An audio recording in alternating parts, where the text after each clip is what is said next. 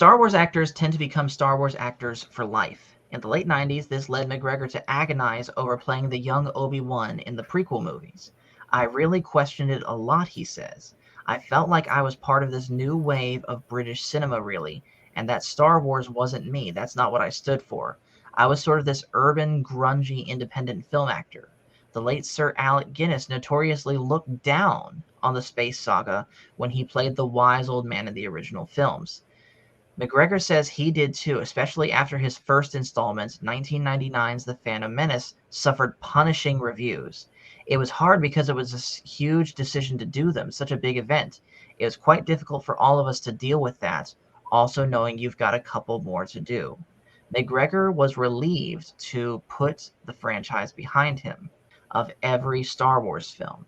They asked me if I would want to introduce one, and I've never done anything like that, but suddenly it just struck me that I really did want to, McGregor recalls. Why had his feelings changed? I don't know, he says, scratching a scruffy cheek.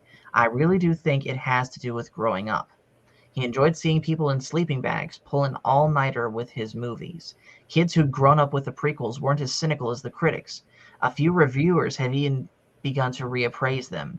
People loved him as Obi-Wan, which made McGregor realize that he did too.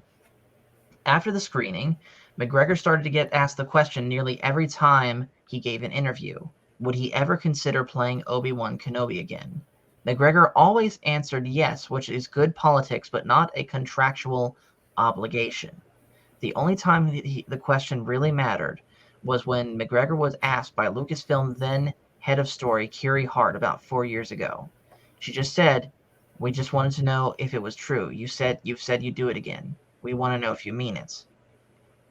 McGregor recalls, and I said, "Yeah, I do mean it. I would be happy to do it again." Lucasfilm intended to make Obi-Wan Kenobi as a movie to be directed by Oscar nominee Stephen Daldry. McGregor would be a producer this time, giving him more say over the story. I just said I think it should be a story about a broken man, a man who's lost his faith, he says. He always has a funny line to say or always seems to be calm and is a good warrior or soldier or whatever. But to see that man come apart and see what gets him back together again, that's where we started. So, time out there for a second. Mm-hmm. I just think that it should be about a broken man, a man who's lost his faith. And then to see where that man come apart and see what gets him back together. We're getting Obi-Wan in 9 days, the show. And I expect that that is exactly what we're going to get through the show. How do you think people are going to react to that, Michael?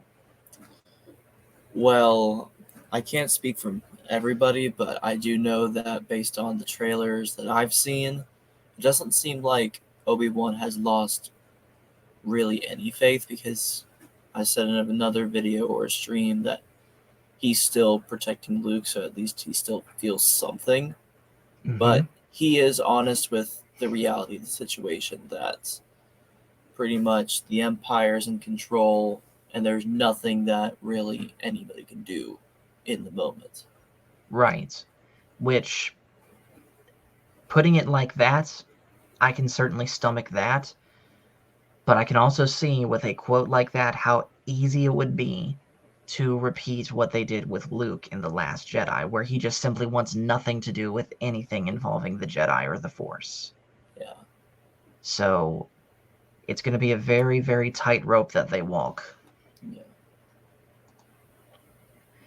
When the Obi-Wan film later evolved into an Obi-Wan TV series as part of Lucasfilm's new yearning for Disney Plus content, Daldry departed, and Deborah Chow, a director for The Mandalorian, came aboard with the goal to keep the series cinematic in scope. There remained one missing component. McGregor's prequel star, Hayden Christensen, had been Anakin Skywalker to his Obi-Wan, brother-in-arms, until their brutal battle on a lava flow in Revenge of the Sith. Still, in the early iterations of the Obi-Wan in Exile story, Vader wasn't included. It's an ongoing conundrum at Lucasfilm. How much should they showcase legacy characters, and how much should they keep them in reserve? Would introducing Vader to a story about Obi-Wan's exile detract from their fateful meeting on the Death Star in 1977 Star Wars when Vader strikes down his old friend? Or could a previously unknown encounter actually enhance that moment? We have these what-if conversations 24/7, says Michelle Rejwan, an executive producer of Obi-Wan and one of the company's lead development chiefs. It's fun to, in your head, peruse the Star Wars toy store. Oh, we could have this character or feature that ship. But at the end of the day, we really need to keep it pure about why. In the fall of 2019, Chow sat in Christensen's living room, asking him to return as the most fearsome tyrant in the galaxy. Logs crackled in the fireplace. A cup of herb, lemon, and ginger tea steamed in Chow's cup. Vader, she told Christensen, would add a new dimension that could ultimately reframe the way fans look at their classic duel in the original movie. At the time of the meeting, it had been 14 years since Revenge of the Sith, and the actor assumed his galactic glory days were done. He was happy to be wrong. This is a character that has come to define my life in so many ways, he says. I was originally hired to play a very specific portion of this person's life. Most of my work was Anakin, and now I get to come back and explore the character of Darth Vader. Technically, you do not need Christensen for Vader. All you need is the mask, a hulking figure in the suit, and if you're lucky, James Earl Jones's imperious voice. But you do need Christensen to show the audience the hot-headed but compassionate man who was lost when Anakin Skywalker became Vader. A lot of my conversations with Deborah were about wanting to convey this feeling of strength, but also coupled with imprisonment, Christensen said. There is this power and vulnerability. I think that's an interesting space to explore. When Chow became the showrunner, she championed a rematch between Vader and Kenobi as the Lucasfilm Brain Trust mulled over whether to go that route. Meanwhile, sound stages had been booked in England and then cancelled as the story underwent more internal scrutiny, sparking fears from fans that the show itself might go away too. In March 2020, shortly before lockdown began, the decision was finalized. Vader would return. Part of Chow's successful perspective on why Vader and Kenobi should face each other again may surprise even the most ardent Star Wars fans, especially those who think of the two as harboring an epic contempt for one another. For me, across the prequels through the original trilogy, there's a love story dynamic with these two that goes through the whole thing. I felt like it was quite hard to not include the person who left Kenobi in such anguish in the series. What intrigued her was the idea that despite what Vader had become, Kenobi might still care deeply about him. I don't know how you could not, she says. I don't think he will ever not care about him. What's special about that relationship is that they loved each other. Are you thinking what I'm thinking, Michael? I'm thinking of the one scene where he says, "You were my brother, Anakin. I loved you." That is admittedly what I was not thinking. But if that is what she's referring to, no problems from me. But if they But try and take it beyond that, I see. then Houston, we have a problem, a big problem. I see.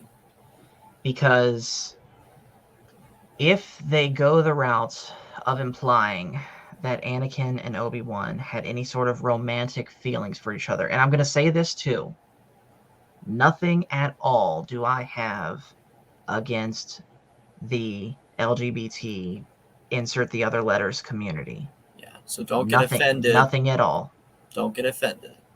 But if they implied that Vader and Obi-Wan have some form of romantic relationship, that undoes a lot of stuff in Star Wars. Most notably, the fact that Anakin, pretty much the whole reason he became Vader was because of his undying love for Padme and the desire to save his child, at least as he knew it at the time, his child, which ended up being Luke and Leia. Why would Anakin want to marry Padme if he had feelings like that for Obi-Wan? And Yeah, you don't makes... have to answer that, Michael. That's rhetorical. Yeah.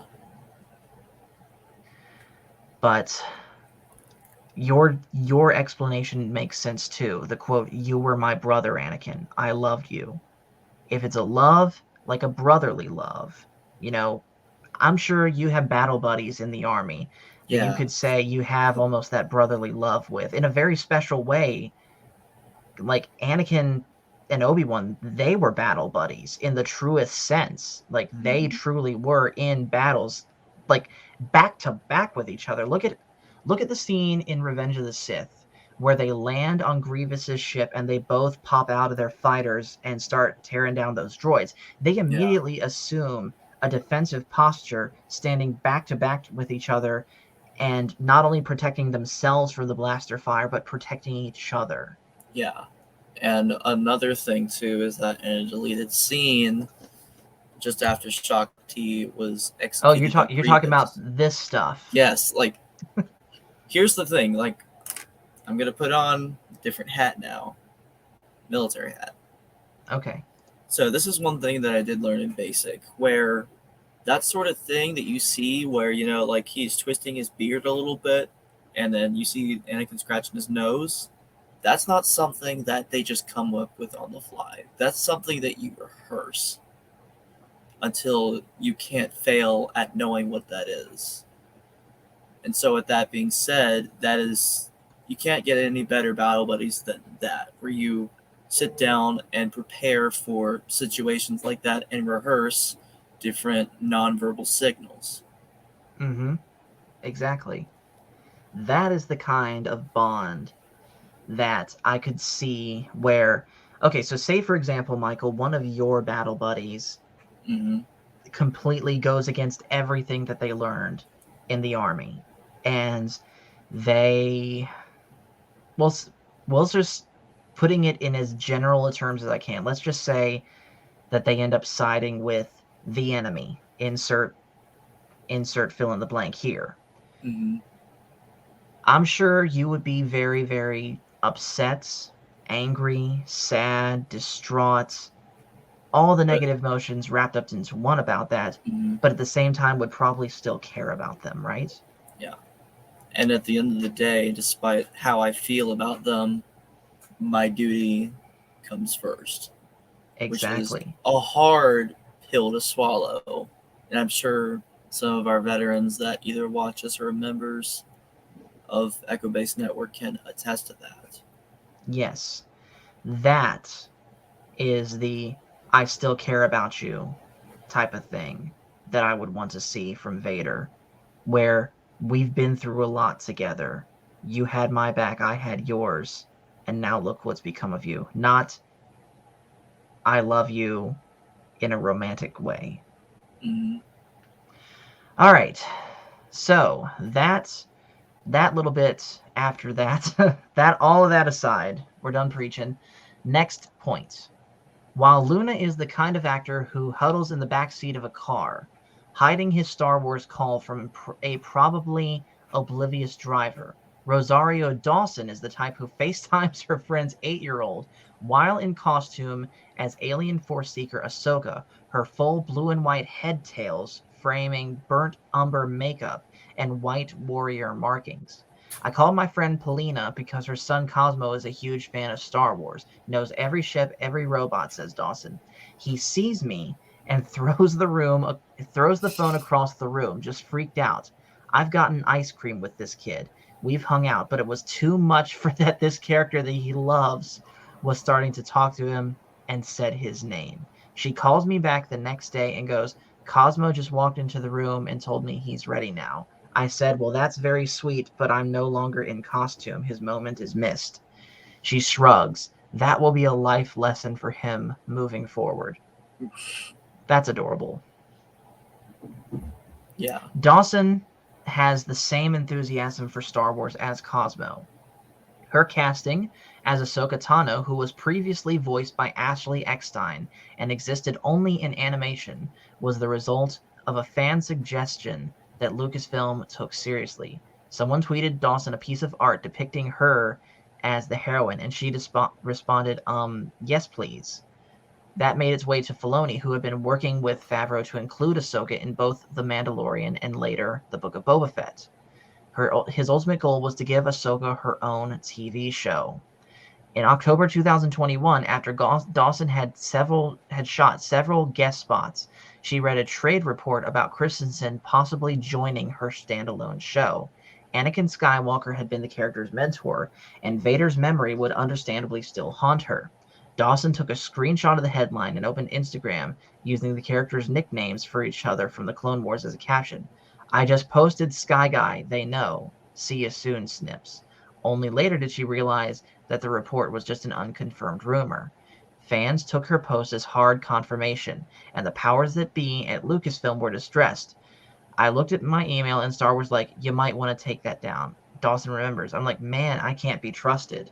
Which, by the way, there's Jon Favreau holding Baby Yoda. Ahsoka will appear on Disney Plus in 2023, though Lucasfilm, eager to reclaim secrecy, still won't confirm if Dawson had inadvertently leaked the truth about Anakin or if it was really a false report. As with every Star Wars title, emotions and nostalgia are wrapped up in this series. Filoni, who's overseeing the show, helped create the title character with Lucas and watched her become a touchstone to young girls who were drawn to Snips as the first female lead Jedi in the Jedi Order.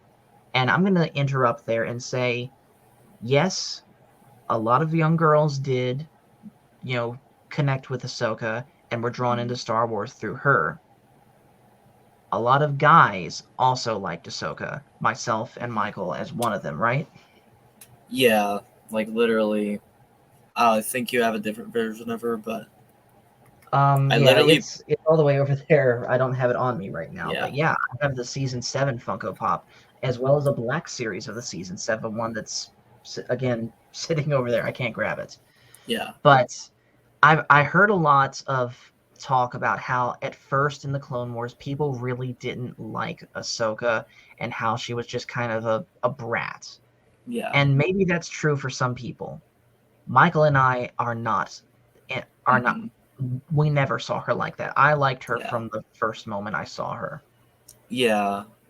I can honestly say that too, just because, like I said, it's just something that we grew up with. And I'm sure you were probably like, what, I don't know, 15 at the time when she was introduced or something like that? I was in 7th grade. Okay, so 13 or something. Mm-hmm. Well, not makes important. Me feel old. All right, well, not important. The point is that even though that I can definitely see now sort of the mannerisms that Ahsoka had, I also see that those mannerisms were not based on some sort of mistake. Like her character progression was carefully thought out, even from the beginning, where she did act like your typical 14-year-old. Mm-hmm. Yeah. And, of course, her story continues through Rebel. Mm-hmm. And, now she's in, and now she's in The Mandalorian. Yeah. And kind of backtracking too, just to prove like how much this character flipped a switch, is that when she supposedly died back in the season 2 of Star Wars Rebels, Died. I said died like that. Mm-hmm.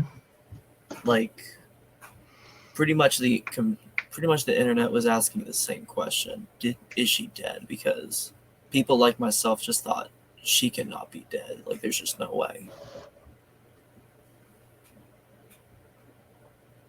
Yeah.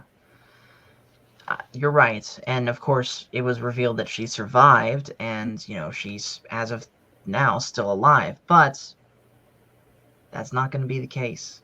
I don't see them making Ahsoka outright immortal in the series. She's going to die in the show eventually. Mm-hmm. Maybe, assuming we get more than one season out of Ahsoka, we might see her die. Or if they're still doing that idea where they're going to bring all of the shows together into one big event, that might be where we finally see her die. Yeah. But it's good that she cheated death once. I don't see her doing it again. Yeah. Which I'm only saying that as like back then, pretty much the internet broke and Right. thought she just cannot be dead. All right. But, So, oh, go ahead. but yeah, but we'll just see what happens in the future. You're right. The quest Ahsoka has hinted at in her guest appearances on The Mandalorian and Boba Fett, hunting an Imperial Grand Admiral named Thrawn, who, by the way, was first introduced in these books written by Timothy Zahn, who I actually met almost a month ago now at the ICC convention, which was amazing, who vanished into deep space at the conclusion of the animated Rebels series, is likely to be explored further, although plot details are still being tightly held. Ahsoka is a continuous story, Filoni authors. It's definitely driving toward a goal in my mind, as opposed to being little singular adventures. That's what I want with the character to be doing, and I think that's what fans want now. They have such a relationship with her. I only recently started to understand that all those kids that watch Clone Wars are now a lot older. They're very excited about all of the things they grew up with, as they should be. So what do you think about that quote that Filoni just shared, Michael? I mean, we practically lived that quote, so. We did. Like, for the longest time, I've always said that for the longest time, the only Star Wars that we really had was the 6 movies and the Clone Wars. We really didn't even know what Legends was. I certainly didn't know until I joined the Navy, but yeah, that was all that we had, and it kept us interested while there was no outright movies coming out.